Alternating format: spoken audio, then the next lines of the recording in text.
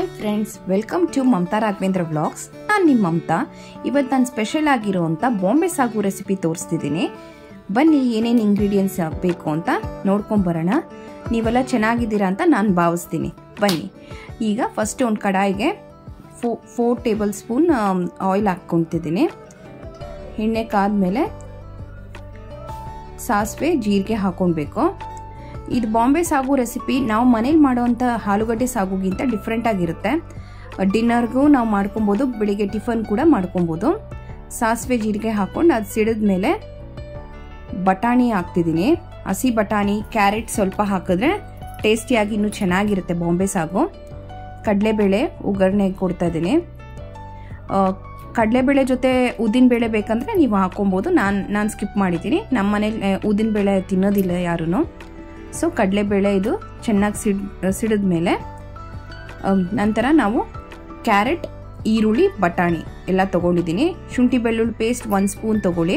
ಅದು ಚೆನ್ನಾಗಿ ಫ್ರೈ ಆದಮೇಲೆ ನಾವು ಬಟಾಣಿ ಮತ್ತು ಕ್ಯಾರೆಟ್ನ ಆ್ಯಡ್ ಮಾಡಬೇಕು. ಎಣ್ಣೆಯಲ್ಲೇ ಸ್ವಲ್ಪ ಚೆನ್ನಾಗಿ ಫ್ರೈ ಆದರೆ ಕ್ಯಾರೆಟ್ ಸ್ವಲ್ಪ ನಿಧಾನ ಅಲ್ವಾ ಫ್ರೈ ಆಗೋದು. ಸೊ ನಾವು ಈರುಳ್ಳಿ ಮತ್ತು ಕ್ಯಾರೆಟ್ ಮತ್ತು ಬಟಾಣಿ ಈ ಟೈಮಲ್ಲಿ ಆ್ಯಡ್ ಮಾಡಿ ಲೋ ಫ್ಲೇಮಲ್ಲಿ ನೀಟಾಗಿ ನಿಧಾನಕ್ಕೆ ಉರಿಬೇಕು. ಇದು ಚೆನ್ನಾಗಿ ಫ್ರೈ ಆಗ್ತಾ ಈ ರೆಸಿಪಿನ ನಾವು ಡಿನ್ನರ್ಗಾದರೂ ನಾವು ಮಾಡ್ಕೊಬೋದು, ಇಲ್ಲ ಮಾರ್ನಿಂಗ್ ಟೈಮ್ಸ್ ಬೇಗ ಆಗುತ್ತೆ. ಆಲೂಗಡ್ಡೆ ಬೆಂದಿದ್ರೆ ವಿತಿನ್ 10 ಮಿನಿಟ್ಸ್ ನಾವಿದು ರೆಡಿ ಮಾಡ್ಬೋದು.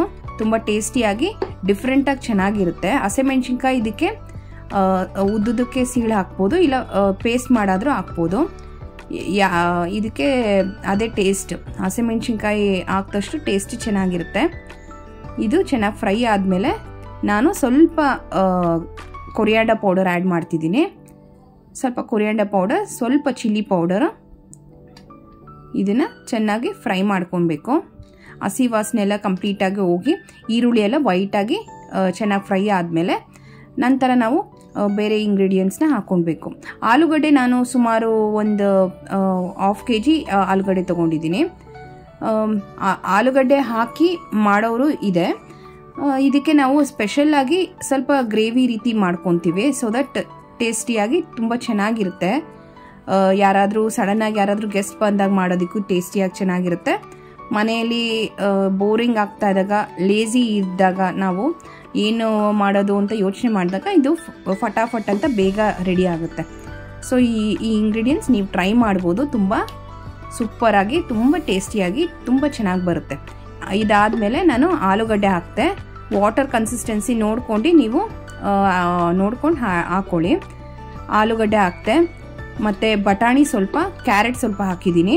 ಉಪ್ಪು ಖಾರ ಎಲ್ಲ ನೋಡಿ ನಿಮ್ಗೇನಾದರೂ ಕಮ್ಮಿ ಅನಿಸಿದ್ರೆ ನೀವೇನಾದರೂ ಆ್ಯಡ್ ಮಾಡ್ಕೊಬೋದು. ನಾವು 1 ಸ್ಪೂನ್ ಕಡಲೆ ಹಿಟ್ಟನ್ನ ನೀರಲ್ಲಿ ಮಿಕ್ಸ್ ಮಾಡಿ ಅದನ್ನು ಇದೆಲ್ಲ ಬೇಯ್ತಾ ಇದ್ದಾಗ ಅದನ್ನು ಆ್ಯಡ್ ಮಾಡಿ ನೀಟಾಗಿ ಮಿಕ್ಸ್ ಮಾಡ್ಕೊಂಡಿದ್ದೀನಿ. ನೋಡಿ, 1 ಸ್ಪೂನ್ ಕಡಲೆ ಹಿಟ್ಟಿನ ಪೌಡರ್ನ ಮಿಕ್ಸ್ ಮಾಡ್ಕೊಂಡು ಹಾಕ್ಕೊಂಡ್ರೆ ಥಿಕ್ನೆಸ್ಸು ಚೆನ್ನಾಗಿರುತ್ತೆ ಮತ್ತು ಟೇಸ್ಟ್ ಕೂಡ ಚೇಂಜ್ ಆಗುತ್ತೆ. ಇದೊಂದು ರೀತಿ ಅದಕ್ಕೆ ಇದನ್ನು ಬಾಂಬೆ ಸಾಗು ಅಂತ ಕರೆಯೋದು. ನೀವು ಆಲೂಗಡ್ಡೆ ಹಾಕ್ಕೊಳ್ಳಿಲ್ಲ ಆದರೂ ಮಾಡ್ಬೋದು, ಹಾಗೆ ಬರೀ ಕಡಲೆ ಹಿಟ್ಟು ನೀರು ಹಾಕಿ ಮಾಡಿದ್ರು ಮಾಡ್ತಾರೆ. ನಾನು ಆಲೂಗಡ್ಡೆ ಯೂಸ್ ಮಾಡಿದ್ದೀನಿ. ಟೇಸ್ಟಿಯಾಗಿ ಚೆನ್ನಾಗಿರುತ್ತೆ. ಈ ಇಂಗ್ರೀಡಿಯೆಂಟ್ಸ್ನ ನೀವು ಟ್ರೈ ಮಾಡಿ, ನೀವು ಕಮೆಂಟ್ ಮಾಡಿ ಹೇಗೆ ಬಂದಿದೆ ನಿಮ್ಮ ಮನೇಲಿ ಅಂತ.